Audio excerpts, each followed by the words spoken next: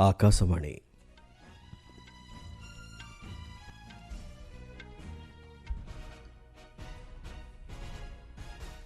संवाद पढ़ुछन्ति चंदन घोष। मुख्य संवाद 98तम अखिल भारतीय मराठी साहित्य सम्मेलन को आज नुआदिल्ली रे उद्घाटन कले प्रधानमंत्री।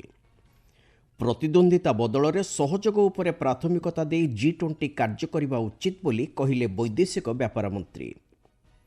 भारत में अध्ययनरत आंतर्जातिक शिक्षार्थी सुरक्षा और निरापत्ता उपर सर्वोच्च प्राथमिकता देउछन्ति केंद्र सरकार। एवं आईसीसी चैंपियंस ट्रॉफी क्रिकेट प्रतियोगितार आजिकार मैच रे अफगानिस्तान सम्मुख 316 रन विजय लक्ष्य धार्य करिछि दक्षिण आफ्रिका। प्रधानमंत्री नरेंद्र मोदी आज नुआदिल्ली विज्ञान भवन ठारे 98तम अखिल भारतीय मराठी साहित्य सम्मेलन को उद्घाटन करिसेंति। 3 दिन धरी चलिबाकु थिबा एही सम्मेलन रे आलोचना चक्र, बैठक, पुस्तक प्रदर्शनी, सांस्कृतिक कार्यक्रम आदिर आयोजन करा जायछि। एहाछड़ा भाषा संरक्षण, अनुवाद, साहित्य कृति आदिर कंप्यूटरीकरण उपरे एही सम्मेलन रे आलोचना हेबार कार्यसूची रहिछि। निकटरे मराठी भाषा को सरकार पक्षरु शास्त्रीय भाषार मान्यता प्रदान करा जायछि। 71 वर्ष पर नुआदिल्ली रे आयोजित हेउथिबा एही समावेश परिप्रेक्षी रे पुणेरु दिल्ली पर्यंत एक प्रतीकात्मक साहित्य ट्रेन यात्रा अंतर्भुक्त रहिछि। विभिन्न वैश्विक समस्यार समाधान दिगरे G20 मंच नेतृत्व नेबा उपरे वैदेशिक व्यापार मंत्री डॉक्टर एस जयशंकर गुरुत्व आरोप करिसेंति। दक्षिण आफ्रिकार जोहान्सबर्ग ठारे 2025 लगी G20 र कार्यधारा संपर्कित वैदेशिक मंत्रिस्तरीय बैठक रे उद्बोधन दे से यह कहिसेंति। डॉक्टर जयशंकर कहिसेंति खाद्य, शक्ति, स्वास्थ्य सुरक्षा, डिजिटल भित्तिभूमि प्रतिष्ठा भली आह्वानगुड़िकर सफलतार सह मुकाबिला करबा लगी G20 प्रचेष्टा करबा उचित। एथिसहित महिला नेतृत्व विकास को एही मंच प्रोत्साहन देबा उपरे से जोर दैछन्ति। डॉक्टर जयशंकर कहिसेंति प्रतिद्वंदिता बदल में सहयोग उपरे G20 प्राथमिकता दे कार्य करबा उचित। से भली आंतर्जातिक स्तरर विपर्यय मुकाबिला उपरे निजर मत रखी से कहिसेंति जरूरीकालीन सहायता, उद्धार, पुनर्निर्माण तथा प्रस्तुति संपर्कित एक सशक्त व्यवस्था को भारत सर्वदा समर्थन दे आसिछि। 2019 मसीह विपर्यय स्थायी भित्तिभूमि लगी सहयोग दिगरे भारत विश्व स्तर में पदक्षेप नेबा आरंभ करथिला। वर्तमान सुधा एही अभियान रे 42टी देश और 7टी संस्था सदस्य भाव सामिल होइछन्ति। स्थायी अर्थव्यवस्था और विकास मध्य समन्वय बजाय रखी एक समन्वित व्यवस्था कार्य करने उपरे भारत प्राथमिकता दिए बोली डॉक्टर जयशंकर कहिसेंति।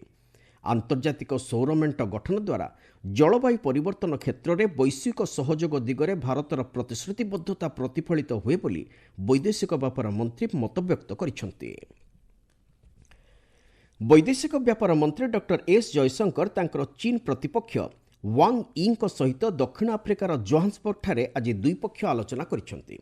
वैदेशिक मंत्रालय मुखपात्र रणधीर जायसवाल आज नुआदिल्ली रे ए संपर्क में गणमाध्यम को सूचना दे कहिसेंति जोहान्सबर्ग ठारे G20 वैदेशिक मंत्री बैठक अवसर में यह साक्षात आलोचना होइछि। विशेषकर दुई देशर सीमावर्ती अंचल में शांति और स्थिरता बजाय रखिबा सह द्विपक्षीय संपर्कर अग्रगति प्रसंग में आलोचना करा जायछि। एतद्व्यतीत कैलास मानसरोवर यात्रा, सीधासड़क विमान उड़ाण संयोगीकरण एवं यात्रा सुविधा आदि संपर्क में दुई देशर वैदेशिक मंत्री मत विनिमय करिसेंति।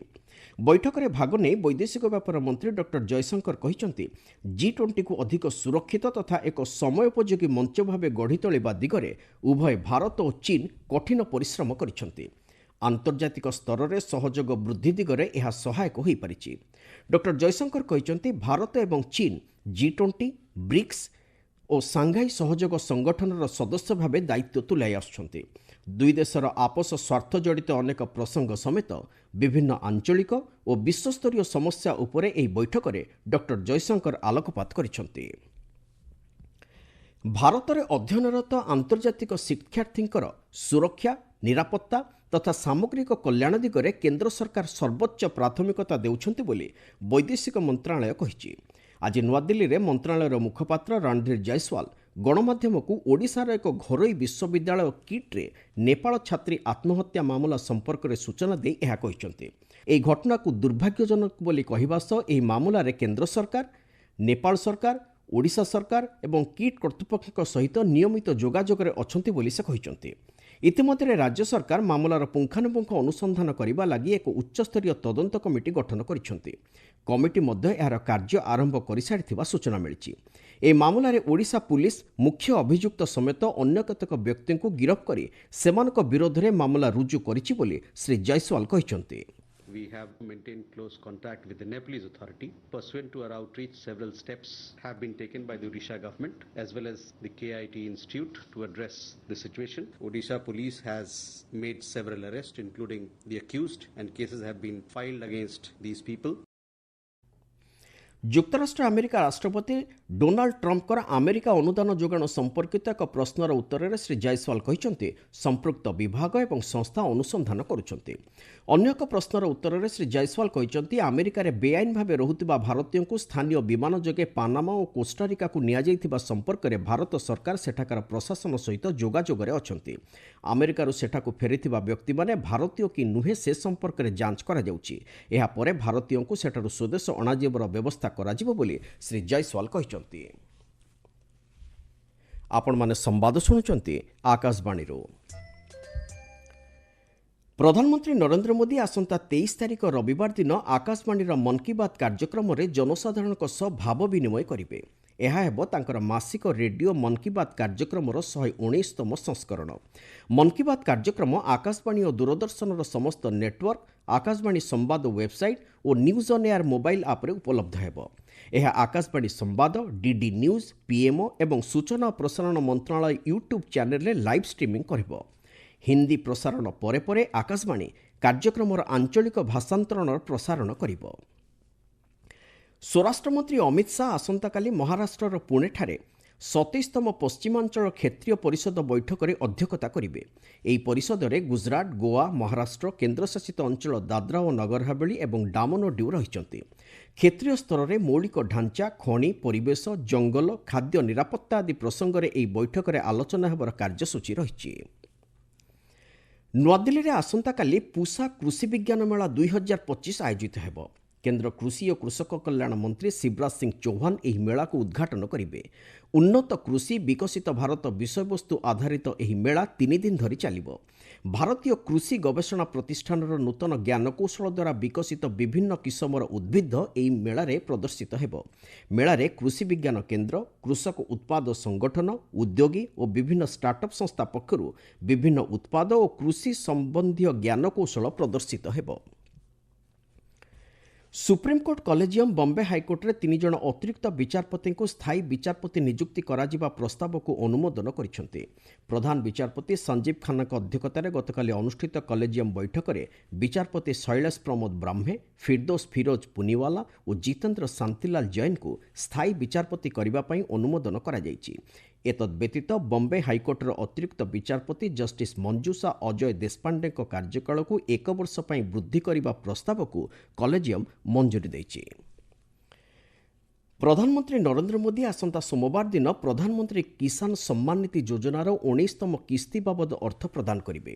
ଆଜି ନୂଆଦିଲ୍ଲୀରେ କେନ୍ଦ୍ର କୃଷି ଓ କୃଷକ କଲ୍ୟାଣ ମନ୍ତ୍ରୀ ଶିବରାଜ ସିଂ ଚୌହାନ ଏକ ସାମ୍ବାଦିକ ସମ୍ମିଳନୀରେ ଏହି ସୂଚନା ଦେଇଛନ୍ତି। ସେ କହିଛନ୍ତି ସୋମବାର ଦିନ ବିହାରର ଭାଗଲପୁରଠାରେ ଆୟୋଜିତ ହେବାକୁ ଥିବା ଏକ ସ୍ୱତନ୍ତ୍ର ସମାରୋହରେ ପ୍ରଧାନମନ୍ତ୍ରୀ ପିଏମ୍ କିଷାନ ଯୋଜନାର ଏହି କିସ୍ତି ପ୍ରଦାନ କରିବେ। 2,50,00,000 ଚାଷୀ ଦେଶର ବିଭିନ୍ନ ସ୍ଥାନରୁ ଏହି ସମାରୋହରେ ବ୍ୟକ୍ତିଗତ ତଥା ଭର୍ଚୁଆଲ ମାଧ୍ୟମରେ ଯୋଗଦେବେ। ଯୋଗ୍ୟ ଚାଷୀମାନଙ୍କୁ ଏହି ଯୋଜନା ଅଧୀନରେ 3ଟି ସମାନ କିସ୍ତିରେ ବାର୍ଷିକ 6,000 ଟଙ୍କା ପ୍ରଦାନ କରାଯାଇଥାଏ ବୋଲି ଶ୍ରୀ ଚୌହାନ କହିଛନ୍ତି। Cricket. ICC champions trophy cricket ପ୍ରତିଯୋଗିତାର ଆଜି ଗ୍ରୁପ୍ ବିରେ ଦକ୍ଷିଣ ଆଫ୍ରିକା ଓ ଆଫଗାନିସ୍ତାନ ମଧ୍ୟରେ ମୁକାବିଲା ଜାରି ରହିଛି। ପାକିସ୍ତାନର କରାଚି ସ୍ଥିତ ନ୍ୟାସନାଲ୍ ଷ୍ଟାଡିୟମରେ ଚାଲିଥିବା ଏହି ମ୍ୟାଚ୍ରେ ଦକ୍ଷିଣ ଆଫ୍ରିକା ପ୍ରଥମେ ବ୍ୟାଟିଂ କରି ଆଫଗାନିସ୍ତାନ ସମ୍ମୁଖରେ 316 ରନ୍ର ବିଜୟ ଲକ୍ଷ୍ୟ ଧାର୍ଯ୍ୟ କରିଛି। ଟସ୍ ଜିତିବା ପରେ ପ୍ରଥମେ ବ୍ୟାଟିଂ କରି ନିର୍ଦ୍ଧାରିତ 50 ଓଭରରେ 6 ୱିକେଟ୍ ହରାଇ ଦକ୍ଷିଣ ଆଫ୍ରିକା 315 ରନ୍ କରିଥିଲା। ସମ୍ବାଦ ପ୍ରସ୍ତୁତ ହେବା ସମୟରେ ଆଫଗାନିସ୍ତାନ 7 ଓଭରରେ 1 ୱିକେଟ୍ ହରାଇ 28 ରନ୍ ସଂଗ୍ରହ କରିଛି। ମୁଖ୍ୟ ସମ୍ବାଦଗୁଡ଼ିକ ପୁଣି ଥରେ। 98ତମ ଅଖିଳ ଭାରତୀୟ ମରାଠୀ ସାହିତ୍ୟ ସମ୍ମିଳନୀକୁ ଆଜି ନୂଆଦିଲ୍ଲୀରେ ଉଦ୍ଘାଟନ କଲେ ପ୍ରଧାନମନ୍ତ୍ରୀ। ପ୍ରତିଦ୍ୱନ୍ଦ୍ୱିତା ବଦଳରେ ସହଯୋଗ ଉପରେ ପ୍ରାଥମିକତା ଦେଇ G20 କାର୍ଯ୍ୟ କରିବା ଉଚିତ ବୋଲି କହିଲେ ବୈଦେଶିକ ବ୍ୟାପାର ମନ୍ତ୍ରୀ। ଏବଂ ଭାରତରେ ଅଧ୍ୟୟନରତ ଆନ୍ତର୍ଜାତିକ ଶିକ୍ଷାର୍ଥୀଙ୍କର ସୁରକ୍ଷା ଓ ନିରାପତ୍ତା ଉପରେ ସର୍ବୋଚ୍ଚ ପ୍ରାଥମିକତା ଦେଉଛନ୍ତି କେନ୍ଦ୍ର ସରକାର। ସମ୍ବାଦ ଶେଷ ହେଲା। ଅଧିକ ସମ୍ବାଦ ପାଇଁ ଆପଣମାନେ newsonair.gov.in ୱେବସାଇଟ୍ ଏବଂ ନ୍ୟୁଜ୍ ଅନ୍ ଏୟାର ଆପ୍ରେ ଲଗ୍ଇନ୍ କରିପାରିବେ।